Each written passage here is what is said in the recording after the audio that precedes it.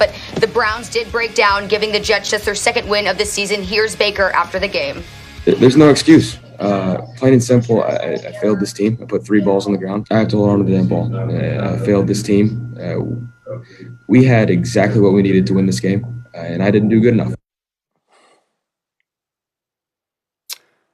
All right, Ryan, next week the Browns, they have the Steelers. Probably not the best option for them, but how much confidence do you have in Baker Mayfield to get the job done?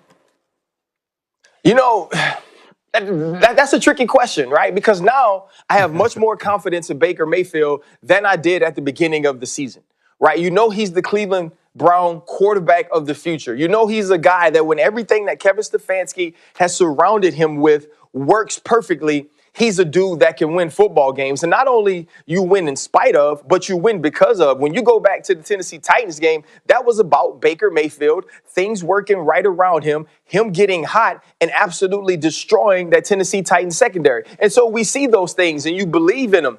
But Baker Mayfield is not in the Patrick Mahomes category. He's not going to be in the Aaron Rodgers or the Russell Wilson or even the Josh Allen, some of these dudes that we think and we see as elevating teams to be better than what they possibly could be.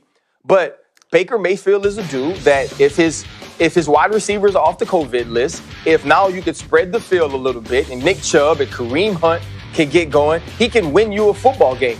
The thing that hasn't happened, though, is we haven't seen him beat the big dogs of the conference, of the division. You haven't seen him beat the Pittsburgh Steelers. We haven't seen him beat the Baltimore Ravens this year. And so I don't know going forward necessarily how much confidence you have in just purely Baker.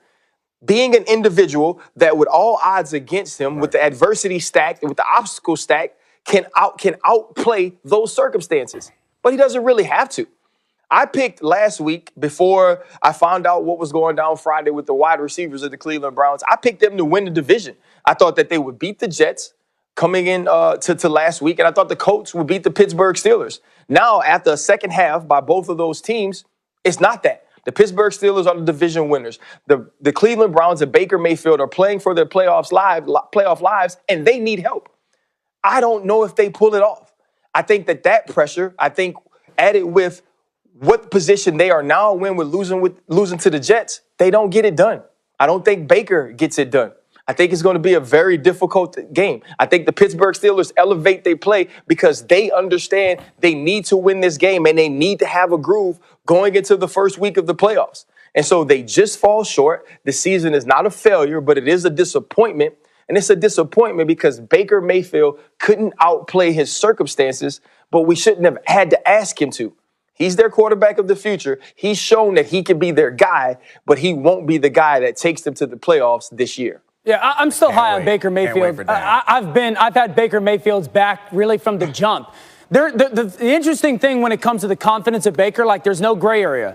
Your confidence in him is like your confidence in Ryan Clark's Wi-Fi. At some point, it's going to give out, or your confidence is in Dominic Foxworth and himself. He just loves himself so much, right? So, like, I'm on the Dominic Foxworth side when it comes to confidence in Baker. I don't put a lot of stock into yesterday, man. Like, imagine Friday night finding out that everything that you had prepared for and planned with when it comes to your game plan is gone. You know, that's what happened to Cleveland this past week was you put a whole game plan in thinking all these guys are going to play, and then on Friday afternoon or Friday night you realize, okay, our 3 of our offensive linemen or 2 of the offensive linemen, they can't play, and our 4 starting wide receivers, they can't play either. That throws everything out the window, and so I still believe that Baker Mayfield, we're 1 week removed from going, oh my gosh, Baker Mayfield's playing outstanding football. We're 2 weeks removed from that Monday night game against Baltimore. You're going, that was one of the best games we've seen all year by a quarterback. And so yesterday was just kind of a tough break for their football team. He's going to throw for over 25 touchdowns this year. He's going to have single-digit interceptions. He's going to take a step both on the field when it comes to his performance and both off the field with his maturity and how he leads their football team. I think they can beat Pittsburgh next week. Their defense is going to have to play good football. Their defensive line will have to, in many ways, be as impactful as the offense. But if they beat Pittsburgh, they're in. Before Baker Mayfield got there, they had 3 wins over the course of 4 seasons. They got 10 this year, right? A big part of the reason is because of the performance of Baker Mayfield. They've answered the two biggest questions. Do we have a quarterback of the future, and do we have a head coach of the future? The answers are yes, and Baker Mayfield is a big reason why. Yeah, I think you're right. They're not going to make the playoffs. I do think they lose to the Steelers, but I think you're right about this being an improvement season. But if the question's about Baker, I don't think this one game changes our mind about Baker, but we have a lot of evidence. And I know that if we are asking a question about a quarterback and Dan Orlovsky is being asked that question, the answer is going to be yes. Always. All quarterbacks, the answer is always yes. All quarterbacks are great. I love them all. They're all going to be fantastic. They're all going to the Hall of Fame.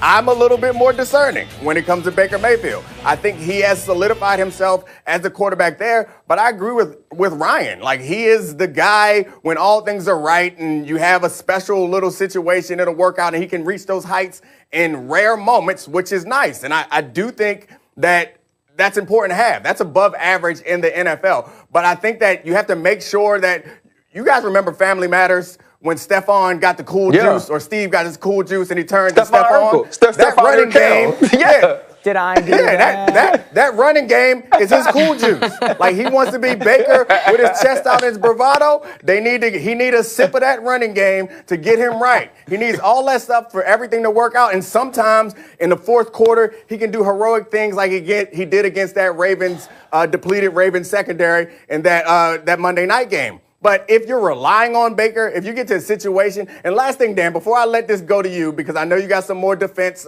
of all quarterbacks, let me bring up another quarterback that last season, towards the end of the season, lost all of his starting receivers. And then he came out there and he balled out. A guy by the name Give him his Carson. Give him his guy.